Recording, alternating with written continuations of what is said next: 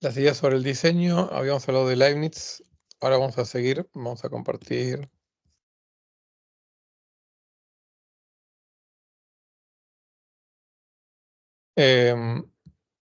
Pasamos de Leibniz, volvemos ahora a Francia, con Voltaire. En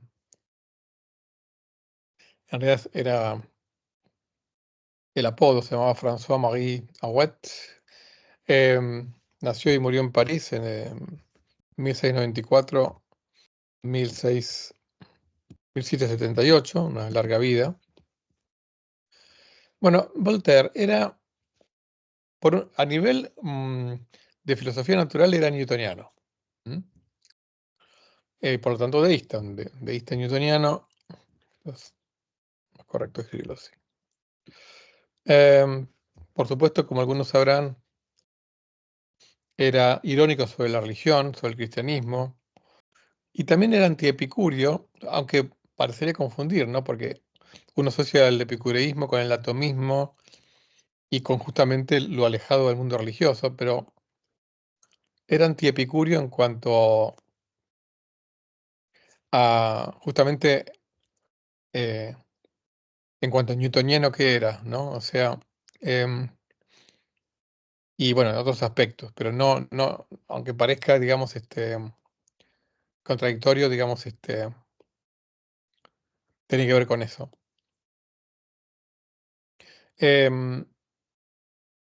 Pero justamente era newtoniano también en la creencia en la existencia de diseño. Es curioso, porque el ser anticristiano no significa ser ateo. En el caso de Voltaire en particular.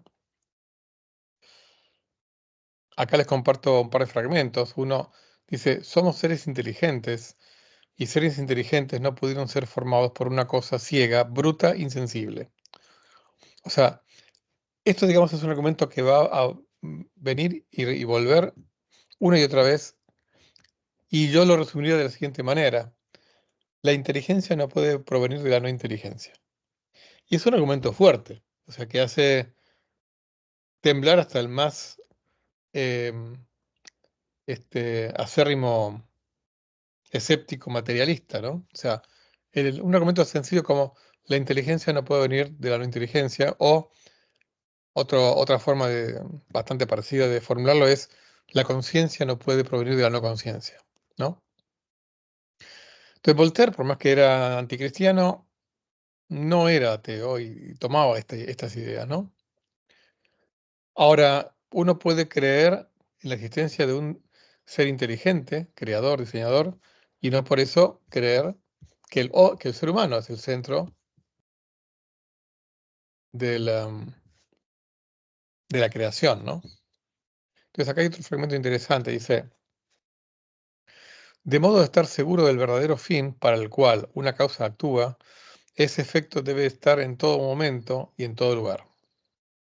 No ha habido embarcaciones en toda época y en todos los mares. Esto es un argumento también que hemos visto en otros pensadores, ¿no? O sea, incluso en el propio Descartes. O sea, la historia natural es muy larga y buena parte de esa historia no incluye al hombre. Entonces no podemos pensar que las cosas, el fin de las cosas eh, es el hombre, habiendo habido tanta historia sin el hombre, ¿no? Sin el ser humano. Bueno, ese efecto debe estar en todo momento y en todo lugar. No ha habido embarcaciones en toda época y en todos los mares. Así no puede decirse que el océano ha sido hecho para las embarcaciones. Tenía un estilo muy, a veces, eh, que hasta a veces me recuerda un poco a Bertrand Russell. Una escritura clara tenía Voltaire, no cargada por momentos de cierta ironía, ¿no? Uno siente cuán ridículo sería alegar que la naturaleza se ha forjado desde los tiempos más remotos para ajustarse a sí misma a nuestras invenciones arbitrarias, que han aparecido tan tarde. Pero es evidente que si las narices no han sido hechas para los lentes, han sido hechas para oler, y que han habido narices desde que han habido hombres. O sea, el mar no fue hecho para los barcos, dice Voltaire. O sea, no todo en la creación, en el mundo, ha sido hecho para el ser humano. Ahora, las narices no han sido hechas para los lentes, pero sí han sido hechas para los hombres. ¿Mm? Entonces las narices fueron diseñadas por Dios para que el hombre pueda respirar, oler. ¿Mm? Aunque el mar no fue hecho exclusivamente para que el hombre pudiera navegar. ¿Mm?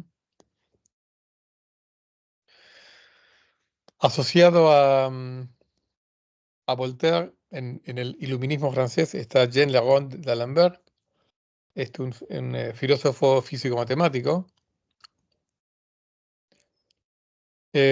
Compartía con Voltaire cierto escepticismo con respecto a cargar con mucha metafísica a las leyes matemáticas, a las leyes de la naturaleza que hemos descubierto matemáticas.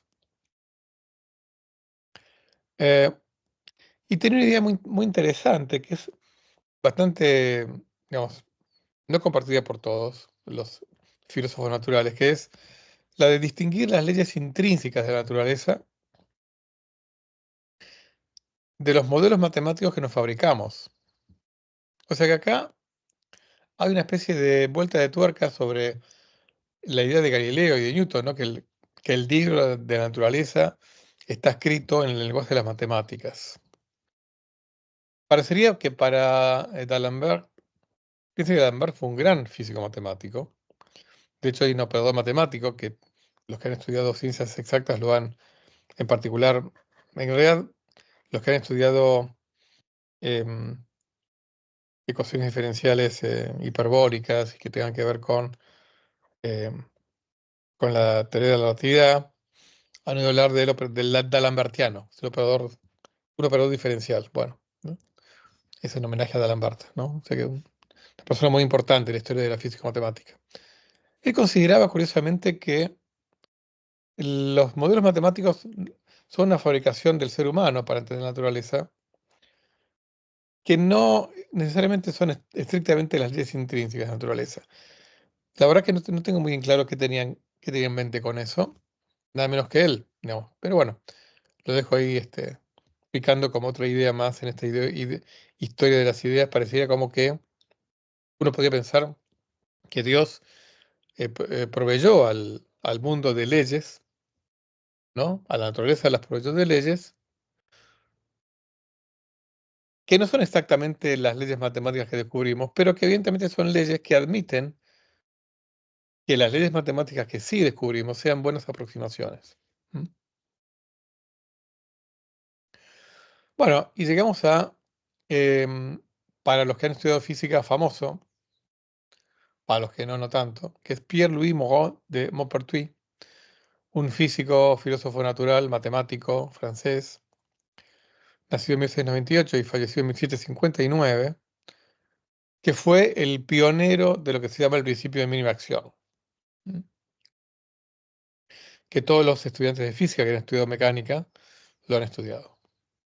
Eh, bueno, él lo que creía, naturalmente, es natural que creyera eso, es que bueno, el primero era creyente, ¿no? Y él que consideraba que nosotros podíamos encontrar a Dios en las leyes fundamentales de la naturaleza, pero no en ejemplos. Por ejemplo, no pretendamos encontrar a Dios en el diseño de un caracol o en el diseño del ojo humano o de lo que sea, sino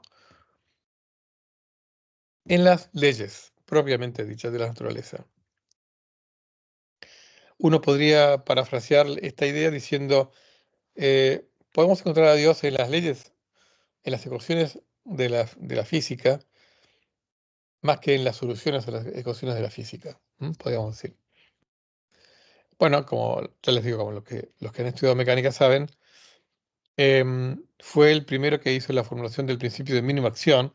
Él lo hizo para choque entre partículas, para colisiones, lo que después va a desarrollar em, Lagrange, Hamilton, que es el principio de mínima acción tal cual se estudia en física y que es tan importante en la física moderna, en particular en la teoría de campos, en la moderna teoría de las interacciones fundamentales, el principio de mínima acción. Bueno, Maupertuis fue el primero que lo formuló para colisiones, que es lo que dice que los sistemas físicos de todas las trayectorias posibles siguen aquella que minimice una cantidad que se llama acción, que tiene que ver con una integral matemática sobre la diferencia entre la energía cinética y la energía potencial. Una integral a lo largo del tiempo. Pero bueno, eso lo saben los que han estudiado física. Volviendo a Maupertuis, acá les comparto un par de algunos fragmentos. No, la obra más importante, escribió varias obras. Hay una que se llama Principios de Cosmología, de las cuales tomamos varios de estos fragmentos. Dice que el cosmos presenta series de agentes convergentes a un propósito en 1000 ocasiones, no es prueba de inteligencia y diseño. Destreza en la extensión no es suficiente. El propósito debe ser racional. La organización de los animales, la inmensidad de los cuerpos celestes, sus distancias y revoluciones, se ajustan más para asombrar a la mente que para iluminarla. Acá tiene que ver con lo que les decía, ¿no? O sea, de no buscar a Dios, al diseñador, en casos particulares, sino en la propia organización universal, en las leyes universales. O sea, estos agentes convergentes, em, destreza en la extensión, o sea, como eh, buscar, digamos, extensivamente ejemplos de diseño no es suficiente para encontrar el propósito, ¿no? El diseño. Tenemos que ir más allá. Esto, digamos, bueno, lo mismo dicen los cuerpos celestes, como casos particulares, ¿no? O sea, la maravilla de las revoluciones, de las órbitas de los planetas y demás, tampoco busquémosle ahí a Dios, al diseñador, ¿no? Si dice, busquémosle, y acá puse el le con L mayúscula, tal cual está en el original, que tiene que ver con hacer referencia a Dios. Busquémosle en las leyes fundamentales del cosmos, en esos principios universales de orden que subyacen al todo, más que en los complicados resultados de estas leyes, ¿ok? Es lo que estábamos diciendo. Bueno, y acá, acá un poco les recuerdo a los que han estudiado y a los que no, como para que darles un pantallazo, ¿no? De esta teleología cuantitativa, ¿no? Eh, y justamente no es casual eh, que Maupertuis creyera también en el mejor de los mundos posibles de Leibniz, siendo el que descubrió el principio variacional, ¿no? Del mínima acción. Eh, Acá hay otro fragmento, dice, reveo las pruebas extraídas de la contemplación de la naturaleza y agrego una reflexión. Y esta es que aquellas que tienen la mayor fuerza no han sido suficientemente examinadas en cuanto a su validez y en cuanto a su validez y alcance. O sea, ¿y a qué se refería? A no tanto, a no buscar tanto pruebas en contemplación de casos particulares, sino en las que tienen mayor fuerza, en particular a su principio de mínima acción. Acá hay un grafiquito, digamos que para los que lo han visto, y recordárselos a los que lo han visto, ¿no? De una partícula que tiene que ir de acá hasta acá. em, Termina, digamos, en ausencia de fuerzas, termina recorriendo la línea recta que une dos puntos, porque es la que minimiza esto que está acá, la acción, que es la integral a lo largo del tiempo de algo que se llama Lagrangiano, que después se va a llamar Lagrangiano, porque en la época de Maupertuis todavía Lagrange no había este, desarrollado su teoría de la mecánica. En realidad, lo que dice el principio es que esta cosa es un extremo. No dice si es un máximo o un mínimo, que es un extremo. O sea, cualquier perturbación eh, este, a primer orden es cero. Pero bueno, esto no tienen por qué, los que no vienen del lado de la física no tienen por qué entenderlo. Bueno, así que es importante, Maupertuis, justamente por ser el padre de los principios variacionales en mecánica, ¿no? Que tenga esta visión teleológica pero justamente profunda. O sea, no quedarnos en las anécdotas o en un ser vivo en particular, ¿no? Bueno, y siempre manteniéndonos en el club de los mecánicos matemáticos, de los físicos matemáticos, pero yendo a Suiza, este, también un poco a Alemania y también a Rusia. Hablamos del gran físico matemático Leonhard Euler, que nació en Basilea en 1707 y falleció en Rusia, San Petersburgo, en 1783. Em, Aunque se formó en Suiza y en Alemania, vivió la mayor parte de su vida adulta, profesional en Rusia. Era amigo de Maupertuis, les comento. Algunos consideran el matemático como matemático, que muchas de sus obras matemáticas tuvieron que ver con físico-matemática, ¿no? Pero eh, posiblemente haya sido el matemático más prolífico de toda la historia. Se han editado, y creo que todavía no se terminaron de editar las obras completas de Euler, que ya involucra alrededor de 70 tomos, ¿no? Pero bueno, en lo que a nosotros nos interesa, escribió: todos los más grandes matemáticos hace mucho ya reconocieron que el método de mínima acción no solo es extremadamente útil en análisis, sino que también contribuye enormemente a la solución de problemas físicos.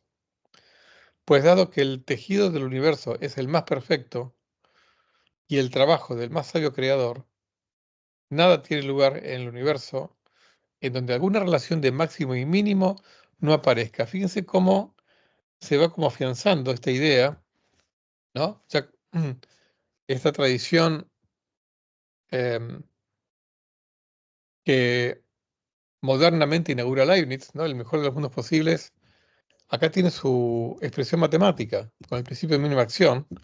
Entonces Euler lo toma de Leibniz, de Maupertuis, y lo lleva más lejos todavía, ¿no? O sea, pensar que todo lo que tiene lugar en el universo tiene que alguna relación con algún máximo o un mínimo, ¿no? Eh, y bueno, y sigue, y esto es interesante, ¿no? Que acá ya habla el Euler matemático, y acá un poco nos trae, y ahora vamos a hacer un par de comentarios de este fragmento que les voy a compartir. Dice: no hay absolutamente ninguna duda de que cada efecto en el universo se puede explicar tan satisfactoriamente mediante causas finales, con la ayuda del método de máximos y mínimos, o sea, principio variacional, lo de Maupertuis, ¿no? Como puede ser explicado por causas efectivas en sí mismas, o sea, las causas eficientes, ¿no? Dice: por supuesto, cuando las causas efectivas son demasiado oscuras, pero las causas finales son establecidas mejor, el problema se resuelve comúnmente por el método indirecto. ¿Qué quiere decir esto? Bueno, acá, como puse aquí como título de esta diapositiva, dualismo entre causas finales y causas iniciales, ¿no? O causas eficientes. Matemáticamente se puede demostrar que las leyes de Newton se pueden reformular a través del principio de mínima acción, ¿no? De Euler-Lagrange, como se llama, porque en realidad las ecuaciones finales generalizadas, más allá de la aplicación a colisiones, que es lo que hizo Maupertuis, se debe a Euler y a Lagrange, por eso se llaman ecuaciones de Euler-Lagrange. Las ecuaciones de Newton son equivalentes a ecuaciones de Euler-Lagrange. Las de Euler-Lagrange tienen la ventaja de que se pueden formular en cualquier sistema de coordenadas, incluso sistemas de coordenadas no cartesianos. Las leyes de Newton, tal como las formuló Newton, las formuló en básicamente sistemas de coordenadas que describan las posiciones y velocidades de las partículas que interactúan, ¿no? La formulación de Euler-Lagrange tiene la ventaja de que incluso puede aplicarse a sistemas que no sean partículas que se mueven por el espacio, sino que tengan coordenadas generalizadas, como se llama. Pero el tema es que esta equivalencia lo que nos dice es que las leyes de la mecánica se pueden formular en un lenguaje newtoniano, en un lenguaje de causas eficientes, ¿no? Por ejemplo, fuerza igual a masa por aceleración, o también en un lenguaje teleológico, matemático teleológico, con el principio de mínima acción. Y son equivalentes. Y es un poco esto lo que está trayendo a la vista Euler, ¿no? Este dualismo en una visión teleológica y en una visión eficiente. Por supuesto que acá eh, esta equivalencia, como no involucra a un ser intencional, entonces es una equivalencia matemática. O sea, entonces la intención acá vale tanto para la formulación eficiente como para la formulación final. ¿Por qué? Porque para el que es teísta y quiere buscar una explicación para las leyes de la naturaleza, tanto para la formulación em, variacional de principio de mínima acción como para la formulación newtoniana, va a aplicar la misma aplicación. Hubo un Dios que tuvo la intención de crear el mejor de los mundos posibles, creando las mejores de las leyes de la física posibles. ¿Ok? Esas leyes son las que conocemos, que matemáticamente se pueden escribir como un principio variacional o un principio o las leyes de Newton, ¿no? Pero la intención trasciende a ambas, ¿ok? Esta dualidad es una dualidad matemática, ¿no? Entonces, para el que busca una explicación teísta a partir de un creador intencional, es irrelevante esto de la dualidad, digamos, em, variacional versus eficientes, causas eficientes. Así que bueno, es interesante toda esta discusión porque va y viene entre el mundo físico-matemático y el mundo filosófico, ¿no? Bueno, seguimos adelante. Ujú. Y volvemos al mundo escéptico, de la mano del gran filósofo escocés David Hume. Nació en 1711, murió en 1776. Eh, él consideraba, él era escéptico incluso de la noción misma de causalidad, mucho más de la noción em, de teleología, ¿no? Fíjense que él hasta descreía de las cosas eficientes, eh, con lo cual también es lógico que descreyera de las causas finales. De todas maneras, eso no quita que Hume tuviera una visión del universo como un todo, que obedeciera algún tipo de no de leyes, pero sí de que se ajustara más a un entendimiento teleológico y no tanto eficiente. Pero claramente, él era, porque él lo que decía es que lo que entendemos como leyes son una forma de nuestra subjetividad de adaptarse y de ordenar el mundo que la rodea. ¿Eh? Em, Todo razonamiento que nosotros desarrollamos analógico es débil, está cargado de subjetividad y hay que tomarlo con pinzas. ¿Eh? Con lo cual, las propias leyes de la física también hay que tomarlas con pinzas. Toda una forma subjetiva que tenemos de entender la naturaleza, pero hay que tomarlas con pinzas. Dice, somos culpables de la más estrecha parcialidad y hacemos de nosotros el modelo del universo. O sea, es como que, eh, parafraseando a la idea bíblica de que no creamos al universo a nuestra imagen y semejanza, pero sí modelamos el universo y entendemos el universo a nuestra imagen y semejanza, ¿no? Continúa. ¿Qué privilegio peculiar tiene esta pequeña agitación del cerebro que llamamos pensamiento? Fíjense cómo llama a nuestro pensamiento, ¿no? Pequeña agitación del cerebro, con lo cual parecería que hay un contexto no dualista, ¿no? De Hume también, bastante materialista. Llamar pequeña agitación del cerebro a nuestro pensamiento, ¿no? Bueno, que debemos hacerla el modelo de todo el universo. ¿Mm? O sea que él era muy escéptico hasta en esto. O sea, em, considerar a partir de nuestra mente y de lo que nos podamos pensar, que nosotros podemos descubrir supuestas leyes del universo. Y como les decía, por otro lado, en otra parte él sugirió que el universo podía ser algo más parecido a un organismo, em, o podíamos entenderlo más de manera orgánica y que no mecánica.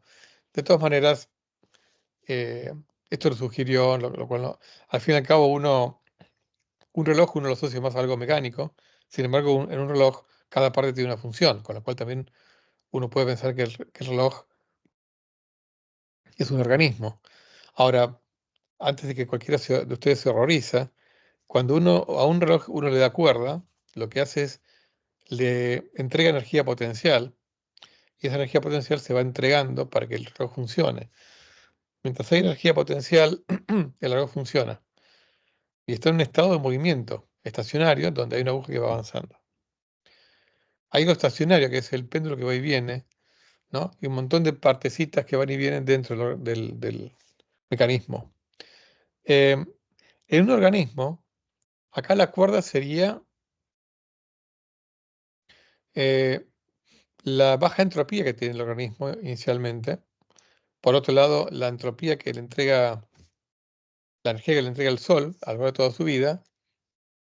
Y esa baja entropía que por más que trata de mantenerse baja, de a poco va aumentando y vamos envejeciendo. Hasta que se acaba la cuerda. Con lo cual, em, no hay una dicotomía entre organismo vivo y reloj. No es tan clara. Por eso que em, pensar al universo como un organismo más que como un mecanismo, hay que tomarlo con pinzas también. Bueno, Erasmus Darwin, digamos, una generación posterior a David Hume y abuelo de Charles Darwin, em, tomó esta idea de David Hume, a lo cual le agregó que em, quizá alguno de ustedes sepa que Erasmus Darwin anticipó buena parte de la teoría de la evolución de su nieto, no toda, pero una parte. Y de hecho, lo que hizo Darwin es decir que cada parte de un animal o de una planta no fueron diseñados para su uso, sino que fueron incorporándose, creciendo en algún sentido, para ajustarse a ese uso por un proceso de mejora gradual. Esa mejora gradual, por ahí tiene más un contexto lamarckiano que darwiniano, ¿no? En este abuelo de Darwin, como una mejora gradual, donde acá le estaba faltando, digamos, una explicitación de la selección natural. Pero claramente hay una idea eh, latente que está ahí apareciendo, ¿no? Pues justamente esta mejora gradual hace que despoje de diseño, ¿no? a estas partes de los organismos. Así bueno, en este sentido, Erasmus Darwin es un heredero de David Hume, ¿no? En este escepticismo en cuanto a diseño de la naturaleza. Volvemos a Alemania, en este caso de la mano de el gran filósofo crítico Immanuel Kant, vivió toda su vida en Königsberg, en Prusia Oriental, este, entre 1724 y 1804. Algunas ideas de Hume influyeron en las ideas de Kant, cierto escepticismo, pero lo que hizo Kant es esta subjetividad de la que hablaba Hume, estas leyes como producto de, de, mm, de costumbres psicológicas del ser humano, le dio todo un carácter más psicológico y más riguroso y fundamentado. Por supuesto que lo que tenía Kant es que, bueno, como muchos de ustedes sabrán, buena parte o sea, para él todas nuestras observaciones tenían una subjetividad irreductible y todas estaban cargadas con nuestra propia estructura cognitiva, que lo llamaba las categorías de nuestro entendimiento. Eh, por otro lado, y no obstante, ¿no? Kant tenía un respeto importante por los argumentos de diseño, o como él a veces lo llamaba, el argumento físico-teológico, porque para él, más allá de cuánto tenía o no de cierto, era un importante estímulo a la interrogación científica, pero usar de él nos podía limitar nuestra capacidad de llegar a una fundamentación racional sólida, em, y eso podía atentar a nuestra razón práctica. O sea, em, a usar de los argumentos teleológicos podía ser antipráctico, nos podía alejar, y esto lo hemos comentado en otras clases en cuanto a razón práctica, incluso diríamos, podría intentar con nuestra capacidad para incrementar nuestro poder y control sobre la naturaleza, si nos quedamos con las razones teleológicas, ¿no? Entonces, todo esto lo podemos encontrar en algunos fragmentos de su obra más importante, La crítica de la razón pura. Y bueno, ahora les comparto algunos fragmentos que son los siguientes. Él escribió, Kant: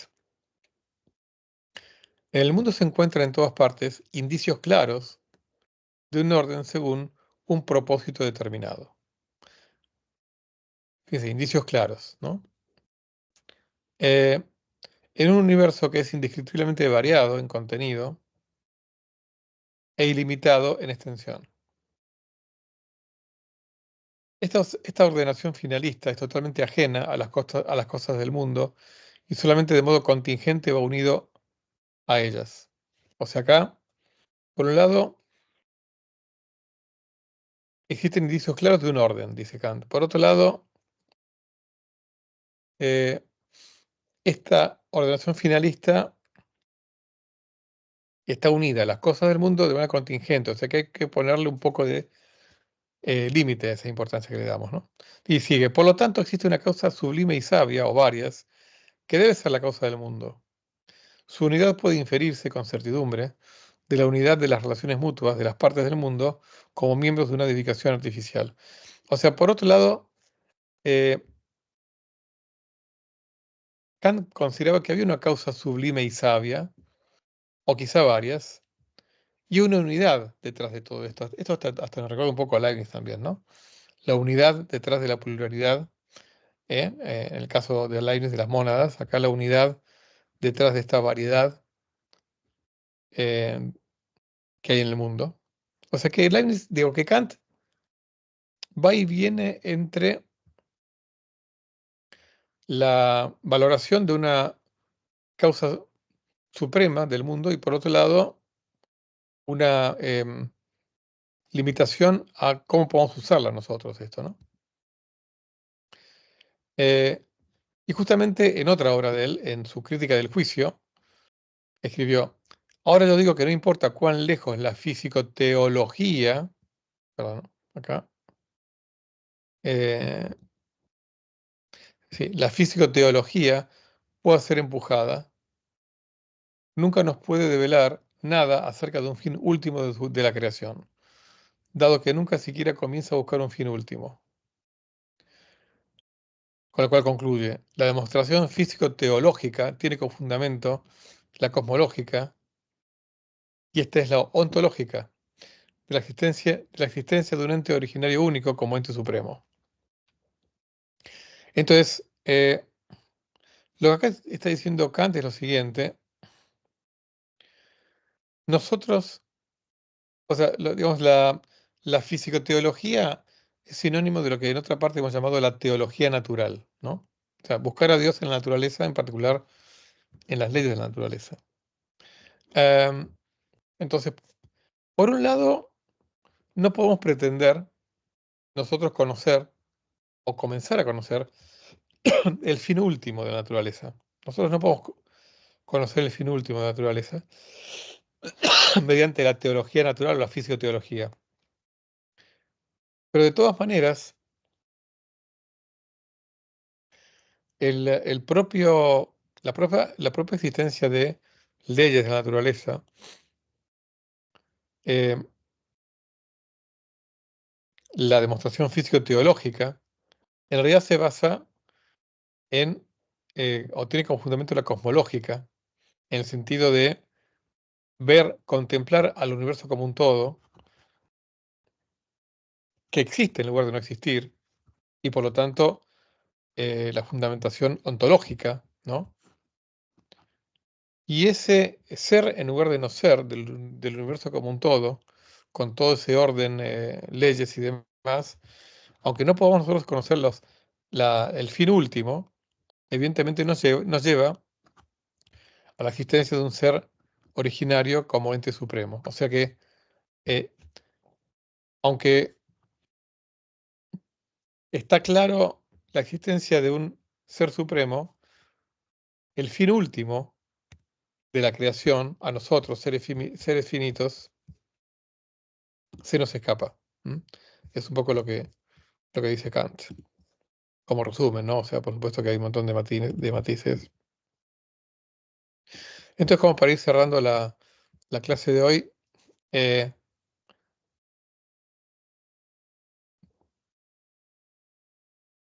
podríamos encuadrar a Kant dentro de lo que algunos han llamado los teleomecanicistas, porque Kant también era fuertemente newtoniano. Eh, entonces, el mundo es mecanicista, ¿m? El mundo es en buena medida newtoniano, por lo tanto es causal, pero como nuestra mente es finita, no podemos conocer todos los mecanismos que gobiernan el universo entero, ¿no?